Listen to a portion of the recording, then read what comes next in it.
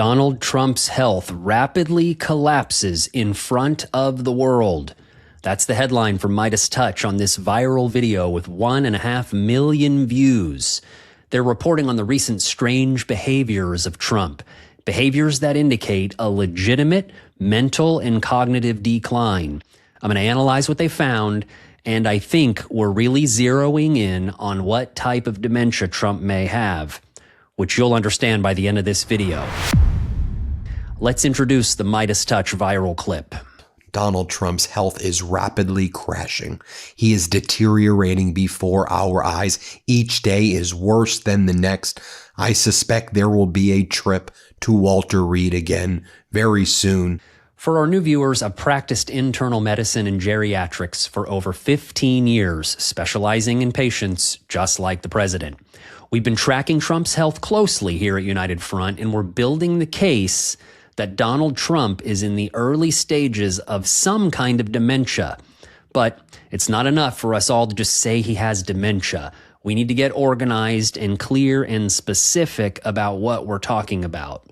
So we've narrowed it down to the 3 most likely types of dementia. This is our differential diagnosis list, all the conditions that it might be. Number 1 on the list, and it's on the list because he has a strong family history of this, is Alzheimer's, which his father Fred died from. Number 2 is frontotemporal degeneration. This is on the list because of some specific symptoms that he's been showing. Number 3 is vascular dementia, because we already know that he has vascular problems. We're now seeing some of the most convincing evidence yet of one of these 3 in particular. Let's take a look at the evidence. During a speech he gave in Rome, Georgia a few days ago, Trump had difficulty multiple times communicating complex topics. I'll play an example. And listen to how simplistically he talks about the very complex topic of affordability. Play this clip.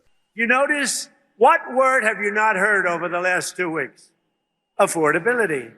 Because I've won affordability. I had to go out and talk about it. How can you win affordability? He couldn't even think of how to describe affordability, and he couldn't think of how to address the concerns the American people have about affordability. He could come up with no logical point, no logical argument. That was a moment of cognitive strain. He wanted to say something about affordability, and the best that his prefrontal cortex could muster was a basic grade school level explanation. He won affordability. This is a clinical indicator called concretization. Concretization is what happens when a person's brain loses the ability to think about and communicate abstract or complex concepts. So they think and communicate in simple, basic, easy terms, as Trump does frequently. So where does concretization fit in our differential diagnosis list? Well, it occurs in all 3 types of dementia, but it is a hallmark of frontotemporal degeneration. Let's keep building the case. Here's another clip of Trump having trouble with complex topics. Concretization. Pay close attention to his simplistic language, but also pay attention to how he jumps from one simple idea to another. Take a look. Then at Rome, Georgia, he just started screaming and yelling about tariffs at the top of his lungs. Tariffs! Tariffs! The word tariffs! I mean, just watch him here play this clip. Tariffs. Tariffs! Can you believe it? It said tariffs. And I got to be before a court. Can you believe it? This is like men playing in women's sports. Transgender for everybody. I have a new one to add. Voter ID. The Democrats don't want to give us voter ID because they want to cheat. Tariffs, voter ID, transgender for everybody. Again, he's using that basic, simple thought and language. Those are more examples of concretization. But there's another clinical indicator there. It's impairment of something called set shifting. Set shifting is the brain's ability to move attention from one distinct concept to another concept using a logical bridge. Jumping from tariffs to transgender to voter ID without any connective tissue is a sign of set-shifting deficit. Instead of a smooth transition, his brain snaps from one high-intensity noun to the next. He cannot maintain a complex narrative arc, so he grabs whatever hot-button word is easiest to find in his memory and he blurts it out just to keep the speech going. Trump frequently has a problem with set shifting. This symptom can be seen in all types of dementia, but once again, it's a hallmark of frontotemporal degeneration. We have more clues. Let's keep going. In the next clip, clinical expert Dr. Gupta weighs in on his clinical observations of Trump's decline. But what are we seeing? We're seeing, again, we're just observing the facts here. Just to say we don't have his medical data, I don't have access to his medical chart, but this is what everybody's observing, and he's the president, so I think the scrutiny is fair. Word-finding difficulties. The fact that he has inattention, he loses his train of thought. Everybody is describing these speeches as meandering, covering 30 different topics in the course of, say, 2 minutes. He's meandering. So that's inattention, clear inability to express his own thoughts, difficulty completing a sentence, tangential speech. Dr. Gupta describes inattention and word-finding difficulty. This is what's called executive dysfunction. Executive dysfunction means difficulty with regulating thoughts and behaviors. That results in problems with planning, focusing, and attention. Understand, though, that this is a general medical term and it can occur in a variety of medical conditions, including ADHD, autism, brain injury, and of course, dementia. And in this case, we want to know in which types of dementia do we see executive dysfunction. Well, it occurs in all three, and it really won't help us narrow down which type of dementia Trump might have, if true. However, Dr. Gupta also mentioned meandering speech and tangentiality. You probably already know that's jumping from a topic to a completely different topic, and then that topic might lead to another new topic, often without ever getting back to the original point. Tangentiality is most common in frontotemporal degeneration. I have to say, Donald Trump has had a problem with both executive dysfunction and tangentiality for a long time. But the key point is this, as we've all noticed in Trump over the past year or so, is that both of these clinical indicators are getting worse over time.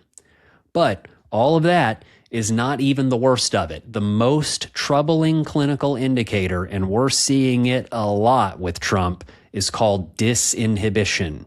The disinhibition is what stands out to me as the most obvious, but also the most dangerous change in his behavior. We're going to take a look at a few examples of this, but first, I have a brief message for my new Medicare partner. I'm genuinely happy to be working with the National Medicare Advisor Chapter. I've only been partnered with Chapter for a few weeks, and I'm already hearing back from some of you who have called how happy you were with the service and how much money you saved. For reference, seniors who work with Chapter save an average of $1,100 per year. Millions of seniors are on the wrong Medicare plan, and I don't want you to be one of them. This is a completely free service. Here's what to do. Just call the number above.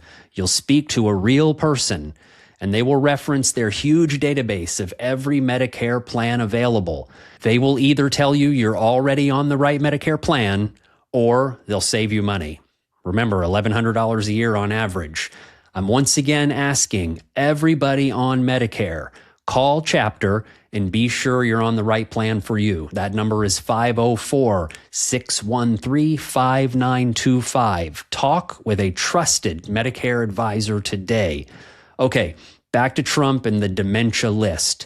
So we're talking about the most dangerous part of Trump's cognitive decline, his worsening disinhibition. He's losing his filter. Listen to Ben Meiselas describe an example of Trump's disinhibition. It's pretty funny. He was talking about, You're going to violently kiss me. You're kissing me violently.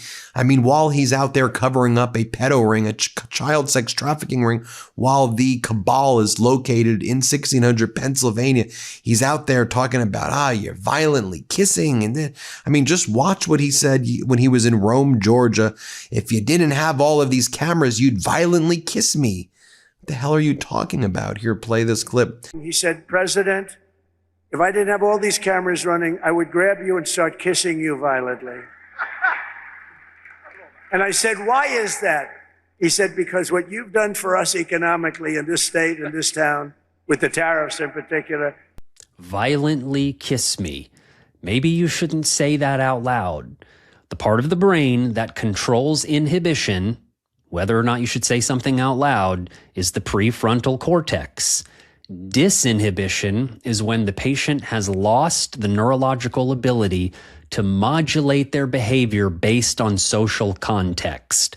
They become impulsive, loud, tactless, inappropriate, reckless, because the part of the brain that says this is too much, we've gone too far, has atrophied. It's literally shrinking. Here's another example of disinhibition. And then he kept on talking about whether or not he was going to get to go to heaven, and that he really wants to go to heaven, but he may not be able to get to heaven. Here, play this clip. I said, I don't think I'm going to make it to heaven in front of a massive group of people, 56,000 people. And they were all saying, oh, what does he mean? I don't think I'm going to make it to heaven. I'm doing a great job for a lot of people, but I don't think so. I'm just not worthy of heaven. I'm not going to make it. And I was having a good time going, I was having fun. I hope to make it. But I doubt I will, to be honest with you. A lot of you will. I'm not saying you. Telling the public that you aren't going to make it to heaven is an admission of guilt. He's obviously done some horrific things in his life, but to say it out loud, not normal.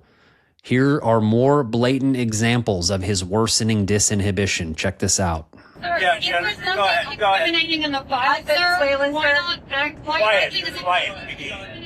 So why do you blame the Biden administration? Because they let him in. Are you stupid? Are you a stupid person? Because they came on a plane along with thousands of other people that shouldn't be here, and you're just asking questions because you're a stupid person.